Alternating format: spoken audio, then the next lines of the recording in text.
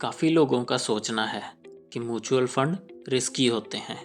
अगर ये सच है तो कभी आप खुद से पूछिए, अगर ये रिस्की है तो म्यूचुअल फंड में इंडिया के सबसे बड़े इंस्टीट्यूशंस जैसे LIC, पेंशन फंड्स और बैंक्स अपना पैसा म्यूचुअल फंड में क्यों लगाते हैं। चलिए दोस्तों, इसी कन्फ्यूज़न को दूर करते हैं और वीडियो में आगे बढ़ते हैं। दोस्तों, प्रॉब्लम म्यूचुअल फंड में नहीं होती, प्रॉब्लम होती है तो पोर्टफोलियो स्ट्रक्चर में।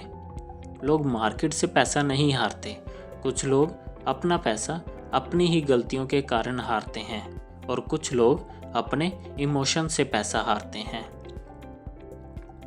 आज की इस वीडियो में मैं आपको बताऊंगा कि पोर्टफोलियो बनाते समय क्या क्या चीज़ें ध्यान में रखें, जिससे आपका पोर्टफोलियो और आपका कॉन्फिडेंस दोनों स्ट्रॉन्ग बना रहे। और हाँ, इस वीडियो में एंड तक ज़रूर बने रहिए, क्योंकि लास्ट में मैं एक ऐसी मिस्टेक बताऊंगा जो 90% लोग अननोइंगली करते हैं। शुरुआत करते हैं म्यूचुअल फंड इन्वेस्टिंग मिथ से। बहुत लोगों का मानना है कि हायर रिटर्न वाला फंड ढूंढो, जो कि म्यूचुअल फंड इन्वेस्टिंग का सबसे बड़ा मिथ माना जाता है। असली प्रॉब्लम है आपके इमोशंस। लोग क्या करते हैं, मार्केट ऊपर जाता है तो चार्ट को ऊपर जाता देखकर SIP शुरू कर देते हैं। कुछ लोग ग्रिड में अपनी SIP की अमाउंट बढ़ा देते हैं या फिर डबल कर देते हैं, और वहीं जब मार्केट नीचे आती है तो SIP बंद कर देते हैं या फिर विड्रॉवल कर लेते हैं, जो कि बिल्कुल गलत है। और जो लोग न्यूज़ के ज़रिए अपडेट रखते हैं, वो लोग हल्की सी नेगेटिव न्यूज़ आते ही अपनी स्ट्रेटजी बदल देते हैं, जो कि बिल्कुल गलत है। जबकि रियलिटी में आपको इमोशंस पर कंट्रोल रखना है, क्योंकि अगर आप इमोशंस को कंट्रोल में नहीं रखोगे तो मार्केट आपको कंट्रोल कर लेगा, और मार्केट जैसे ही नीचे गिरेगा वो आपका पोर्टफोलियो भी हिला देगा।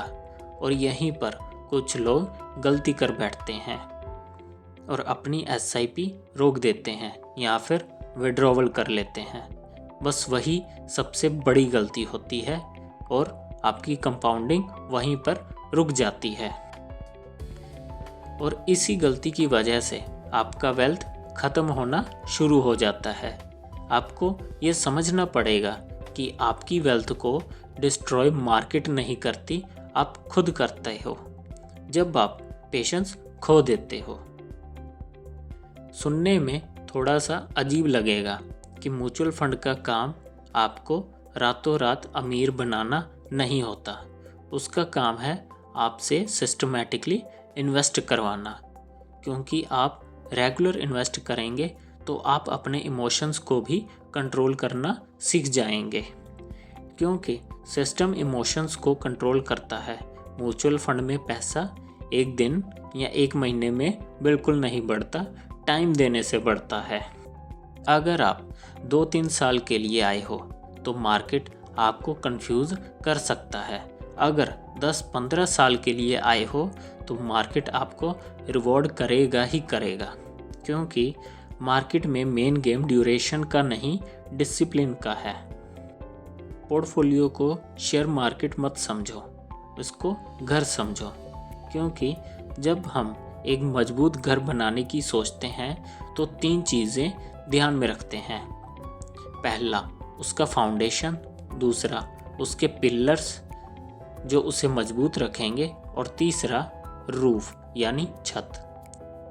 पोर्टफोलियो में आप डेट फंड्स को एज ए फाउंडेशन यूज़ कर सकते हो, जो कि आपका पोर्टफोलियो स्ट्रॉन्ग और स्टेबल रखेगा। और जब भी मार्केट क्रैश होगा, ये फंड्स आपके पोर्टफोलियो को सपोर्ट करेंगे और आपका भी कॉन्फिडेंस बना रहेगा। और वहीं इक्विटी फंड्स को आप एज ए पिलर यूज़ कर सकते हैं, क्योंकि इसमें आपको अच्छा खासा रिटर्न देखने को मिल जाता है। और तीसरा है गोल्ड या फिर हाइब्रिड फंड्स। ये आपके एक शॉक एब्जॉर्बर बन सकते हैं। अगर आप सिर्फ और सिर्फ इक्विटी लोगे तो वोलेटिलिटी आपको और आपके पोर्टफोलियो को हिला कर रख देगी। अगर सिर्फ डेट फंड्स लोगे तो इन्फ्लेशन को भी आप बीट नहीं कर पाओगे। इसीलिए बैलेंस ही लॉन्ग टर्म का हीरो है और आपको अपने पोर्टफोलियो को बैलेंस बनाकर रखना चाहिए। अब सीधा स्ट्रक्चर पर आते हैं। पोर्टफोलियो बनाने का एक सिंपल रूल रखिए। 50 से 60% इक्विटी, 25 से 30% डेट फंड्स, 10 से 15% गोल्ड या फिर हाइब्रिड रखिए। बस, इससे ज़्यादा कॉम्प्लिकेटेड होने की ज़रूरत नहीं है। ये स्ट्रक्चर मार्केट क्रैश में सरवाइव करता है, आपकी नींद डिस्टर्ब नहीं करता, लॉन्ग टर्म वेल्थ बिल्ड करता ही है। बोरिंग पोर्टफोलियो ही पैसा बनाता है। एक्साइटिंग पोर्टफोलियो तो सिर्फ स्क्रीनशॉट्स के काम आता है, वो भी तब जब मार्केट ऊपर जा रहा हो, क्योंकि जब मार्केट नीचे आएगा तो आपका पोर्टफोलियो आपको रेड ही दिखेगा। अब बात करते हैं करोड़पति लोगों के रूल्स की। दोस्तों, करोड़पति लोग एक्स्ट्रा स्मार्ट नहीं होते, वो एक्स्ट्रा कंसिस्टेंट होते हैं। 3 या 5 फंड्स काफ़ी होते हैं अपना पोर्टफोलियो अच्छा बनाने के लिए, और 10-15 फंड्स लेने का मतलब है कि आपको क्लैरिटी नहीं है और आपके पोर्टफोलियो पर आपको कॉन्फिडेंस नहीं है। और हाँ, ऐसा भी नहीं करना कि हर महीने पोर्टफोलियो ही बदलते रहो।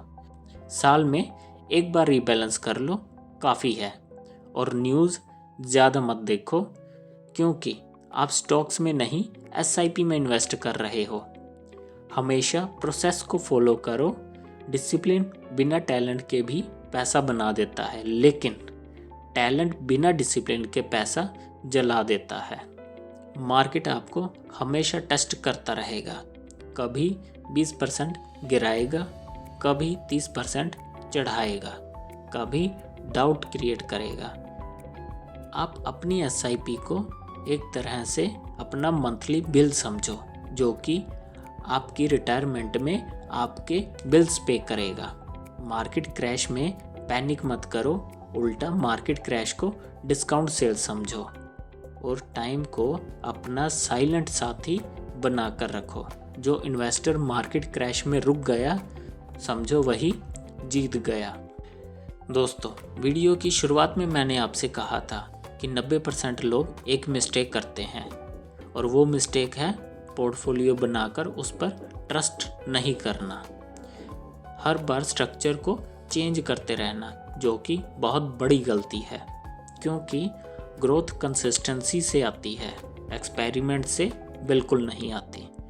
परफेक्ट पोर्टफोलियो डिसिप्लिन से बनता है, और जितना सिंपल पोर्टफोलियो उतना स्ट्रॉन्ग माइंडसेट और उतनी ही ज़्यादा स्टेबल वेल्थ। अगर आप सीरियस हो लॉन्ग टर्म वेल्थ के लिए तो इस वीडियो को सेव करिए, क्योंकि इन्वेस्टिंग में एक्साइटमेंट नहीं, रिमाइंडर काम आता है। चैनल को सब्सक्राइब करिए, क्योंकि नेक्स्ट वीडियो में मैं ब्रेकडाउन करूँगा लार्ज कैप, मिड कैप और स्मॉल कैप फंड्स का, कौन सा आपके बिहेवियर के लिए सही है। यहाँ हम हाइप नहीं, सिस्टम बनाते हैं। मिलते हैं नेक्स्ट वीडियो में।